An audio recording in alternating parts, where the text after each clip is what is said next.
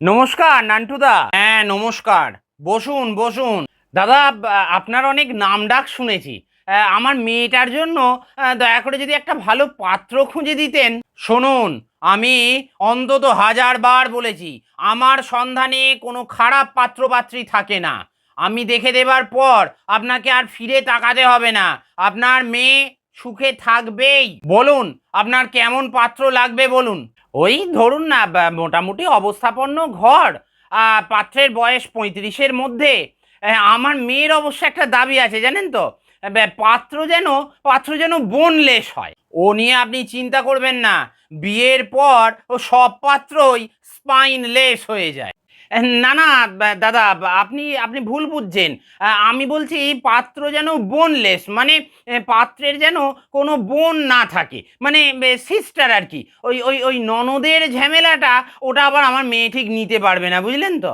আর শাশুড়ির ঝামেলা ওটা তো ভাগ্য দাদা, ওইটুকু তো মেনে নিতেই হবে। তবে তবে তবে তেমন হলে আমি কিন্তু মেয়ে জামাইকে আমার বাড়িতে রাখতেও রাজি আছি। বেশ, আপনার মেয়ের লেখাপড়া কতদূর?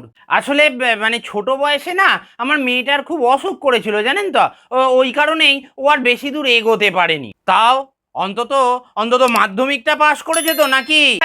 আরে দাদা, আপনি কি যে বলেন! আরে এখনকার দিনে মশাই মশাই মাধ্যমিক পাশ করাটা কোনো ব্যাপার? ও তো গরু ছাগলেও পাশ করে। মানে মেয়ে মাধ্যমিক পাস? না মানে ও তো আর গরু ছাগল নয়। What? তাই আর কি, অন্তত 8 পাস তো। ওই কাছাকাছি আর কি, মানে ক্লাস 4 অবধি পড়েছে বুঝলেন। তবে তবে সার্টিফিকেটটা কিন্তু হারিয়ে গেছে জানেন। বাহ, চমৎকার! আমি আমি দারুণ একটা পাত্র দিচ্ছি আপনার মেয়ের জন্য। বেশ, তা পাত্র কি করে? পাত্রের অ্যাসেম্বলিং অ্যান্ড রিটেলিং এর ব্যবসা। বাহ, সে তো দারুণ ব্যাপার। তা কি অ্যাসেম্বল আর কি রিটেল করে দাদা? আসাম থেকে চা পাতা, গুজরাট থেকে দুধ আর বিহার থেকে চিনি নিয়ে এসে নিজের কারখানায় গরম জল মিশিয়ে ছোট ছোট কাপে প্রোডাক্ট বিক্রি করে।